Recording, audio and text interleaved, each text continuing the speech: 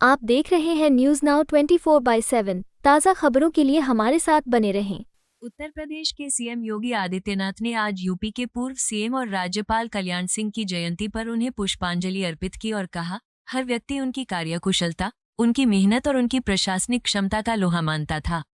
अक्सर ऐसा होता है कि लोग सत्ता के लिए अपने सिद्धांतों की बलि चढ़ा देते हैं, कुछ हासिल करने के लिए अपने मूल्यों से समझौता कर लेते हैं, लेकिन एक शख्सियत ऐसी भी थी जिसने अपने मूल्यों और सिद्धांतों से कभी समझौता नहीं किया। श्री राम जन्मभूमि आंदोलन के दौरान और उसके बाद भी उन्होंने प्रदेश की राजनीति को एक नई दिशा दी और 1990 के दशक की शुरुआत में और उसके बाद भी प्रशासनिक दक्षता को परिपूर्ण करने के लिए जो प्रयास शुरू किए गए, उसने एक नए उत्तर प्रदेश की परिकल्पना दी। भारत माता की, भारत माता की, भारत माता की।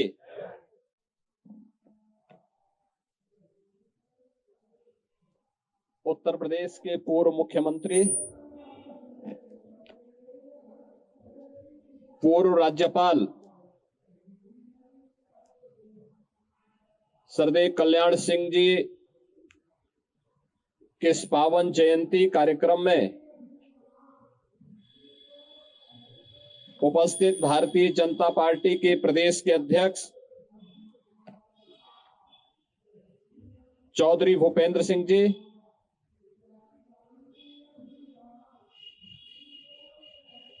मंत्रिमंडल के मेरे वरिष्ठ सहयोगी उप मुख्यमंत्री श्री ब्रजेश पाठक जी,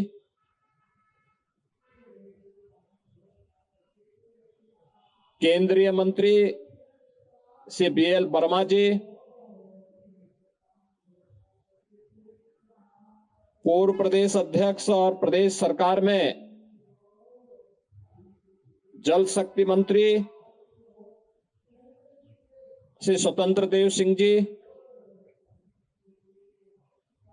माननीय सांसद साक्षी जी,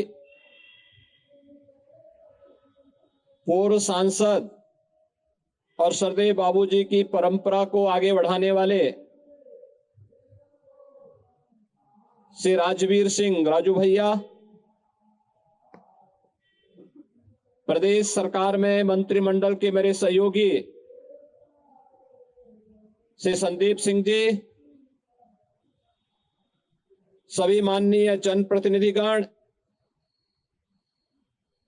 और प्रदेश भर से आए हुए सरदेव बाबूजी के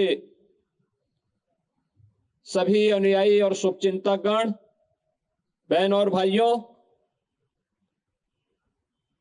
भारत माता के महान सपूत, परम राष्ट्रभक्त और राम भक्त सरदेव बाबूजी की आज की इस पावन जयंती के अवसर पर मैं प्रदेश सरकार की ओर से और प्रदेश की 25 करोड़ जनता जनार्दन की ओर से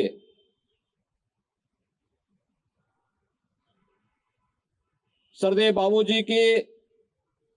स्मृतियों को नमन करते हुए उन्हें विनम्र श्रद्धांजलि अर्पित करता हूं।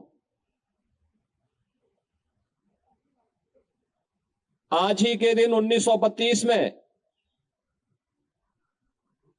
जनपद अलीगढ़ के एक छोटे से गांव में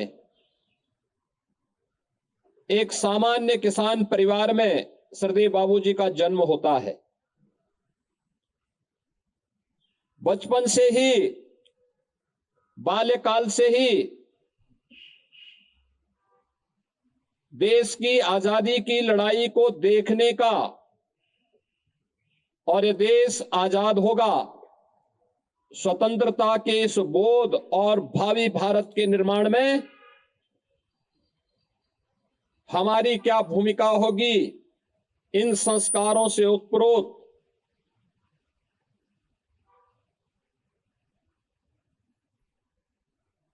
बालक कल्याण सिंह ने उस समय राष्ट्रीय स्वयंसेवक संघ के सामान्य शाखा से लेकर के आगे के कार्यक्रमों के माध्यम से अपने आप को राष्ट्रभक्ति के जिस सांचे में ढाला था, एक किसान के रूप में, एक शिक्षक के रूप में, 1977 में प्रदेश के स्वास्थ्य मंत्री के रूप में, एक विधायक के रूप में, सांसद के रूप में, 2 बार प्रदेश के मुख्यमंत्री के रूप में और 2 राज्यों के राज्यपाल के रूप में उनकी कार्यकुशलता, उनकी कर्मठता और उनकी प्रशासनिक क्षमता की दक्षता को हर एक व्यक्ति ने स्वीकार किया। अक्सर होता है कि लोग सत्ता के लिए सिद्धांतों को तिलांजलि दे देते हैं, कुछ प्राप्त करने के लिए मूल्यों के साथ समझौता करते हैं। लेकिन एक ऐसा व्यक्तित्व भी था जिन्होंने मूल्य और सिद्धांतों के साथ कोई समझौता कभी नहीं किया। श्री राम जन्मभूमि आंदोलन के दौरान और उसके उपरांत भी प्रदेश की राजनीति को एक नई दिशा देने, प्रशासनिक दक्षता को परिपूर्ण करने के लिए उनके द्वारा 1990 के दशक के प्रारंभ में और उसके उत्तरार्ध में भी जो प्रयास प्रारंभ किए गए थे, वह एक नए उत्तर प्रदेश का दर्शन कराता है। 1947 में देश आजाद होता है, लेकिन सुशासन क्या होता है यह उत्तर प्रदेश के वासी नहीं देख पाए। इसका पहली बार एहसास लोगों को तब होता है जब प्रदेश में स्वर्गीय कल्याण सिंह जी मुख्यमंत्री के रूप में शपथ ग्रहण करके अपनी शासन व्यवस्था को आगे बढ़ाते हैं। याद करिए, उस समय भी उन्हें अस्थिर करने के लिए किस प्रकार से झुंड के झुंड अव्यवस्था फैलाने के लिए उतारू हो गए थे, लेकिन उसकी परवाह किए बगैर उन्होंने अपनी सरकार को तिलांजलि दी श्री राम मंदिर निर्माण के लिए। आज वो सपना साकार हुआ है तो सरदेव बाबूजी की आत्मा को भी असीम शांति प्राप्त हो रही होगी कि उनका जो सपना था वो सपना साकार हुआ है। अयोध्या में श्री राम जन्मभूमि पर भगवान श्री राम का भव्य मंदिर का निर्माण का कार्य आज संपन्न हो रहा है। बहनों और भाइयों, यही है दूरदृष्टिता। जो सपना देखा था वो साकार हो गया, वो सपना साकार हो गया। पंडित दीनदयाल उपाध्याय के जिस एकात्म मानवतावाद को उन्होंने राष्ट्रीय स्वयंसेवक संघ की पाठशाला में सीखा था, उसको जमीनी धरातल पर उतारने का काम भी किया। उस समय के अन्नदाता किसानों के लिए उनके द्वारा घोषित योजनाएं हो, नकल विहीन परीक्षा के माध्यम से उत्तर प्रदेश के युवाओं के भविष्य को उज्जवल करने के उनके द्वारा चलाए गए अभियान का हिस्सा हो, या शासन की शुचिता और पारदर्शिता कैसे होनी चाहिए, यह भी लोगों के लिए उदाहरणीय है, अनुकरणीय है। और इसलिए आज के इस अवसर पर जब सरदेव बाबूजी की आज हम पावन जयंती के अवसर पर हैं एकत्र हुए हैं, याद करिए 21 अगस्त 2021 क्या संजोग है। एक ही तिथि, एक ही सन, वे हमारे बीच नहीं रहे, भौतिक काया से वे हमारे बीच नहीं रहे, लेकिन सूक्ष्म जगत के माध्यम से उनका मार्गदर्शन आज भी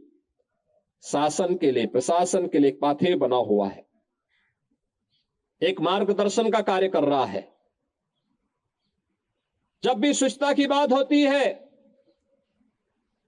उत्तर प्रदेश में शासन की शुचिता और पारदर्शिता की बात होती है, तो सरदेव कल्याण सिंह जी का नाम बड़ी श्रद्धा और सम्मान के साथ हर व्यक्ति, हर उत्तर प्रदेश वासी लेता है। और आज वे हमारे बीच नहीं, लेकिन उनके द्वारा प्रारंभ किए गए अभियान मजबूती के साथ सुशासन के लक्ष्यों को प्राप्त करके आम जनता के जीवन में परिवर्तन करते हुए दिखाई देते हैं। उनके सपने एक एक करके साकार हो रहे हैं। हम सबका दायित्व बनता है, जिस नए उत्तर प्रदेश के निर्माण के लिए उन्होंने अपना पूरा जीवन लगाया था, उस नए उत्तर प्रदेश के लिए हम सब मिलकर के कार्य करें, एक साथ बढ़ करके कार्य करें। राष्ट्रवाद और सुशासन का यह मंत्र ही नए भारत के निर्माण में उत्तर प्रदेश की भूमिका को रेखांकित कर पाएगा। आज सरदेव बाबूजी हमारे बीच नहीं, लेकिन उनकी विरासत यही होती है कि कभी जिस बेसिक शिक्षा स्कूल के छात्र के रूप में उन्होंने पढ़ा होगा, इस बेसिक शिक्षा परिषद के स्कूल में एक अध्यापक के रूप में अपने अपने कार्यक्रम को आगे बढ़ाया होगा, आज उनका ग्रैंडसन उस विभाग के मंत्री के रूप में शिक्षा को एक नई दिशा दे रहा है। यह है पूर्वजों की तपस्या, यही है साधना का फल। वह फलीभूत होगा अगर सही मन से और सही दिशा में उसके द्वारा प्रयास किए गए हैं, तो उसके परिणाम अवश्य आएंगे। और आज वह सब दृश्य देख करके हम लोगों को भी प्रसन्नता की अनुभूति होती है। मैं आज के इस अवसर पर एक बार फिर से सरदेव बाबूजी की पावन जयंती के अवसर पर उनकी स्मृतियों को नमन करता हूं और विश्वास व्यक्त करता हूं कि उनके सपनों का उत्तर प्रदेश की 25 करोड़ जनता के जीवन में सुरक्षा और खुशहाली ला करके ही आगे बढ़ाया जा सकता है। आज के इस अवसर पर मैं आयोजकों को इस कार्यक्रम के लिए हृदय से धन्यवाद देता हूं और विश्वास व्यक्त करता हूं कि सरदेव बाबूजी की स्मृति को इसी रूप में, जैसे लखनऊ में प्रदेश सरकार ने अत्याधुनिक कैंसर इंस्टीट्यूट का नाम सरदेव बाबूजी के नाम पर रखा है, बुलंदशहर के मेडिकल कॉलेज का नामकरण भी उनके नाम पर ही रखा गया है। ये जीवंतता आगे बनी रहनी चाहिए। इस विश्वास के साथ मैं उनके प्रति विनम्र श्रद्धांजलि अर्पित करता हूं। धन्यवाद। जय हिंद। आपको यह वीडियो पसंद आया हो तो इसे लाइक करें, हमारे चैनल को सब्सक्राइब करें।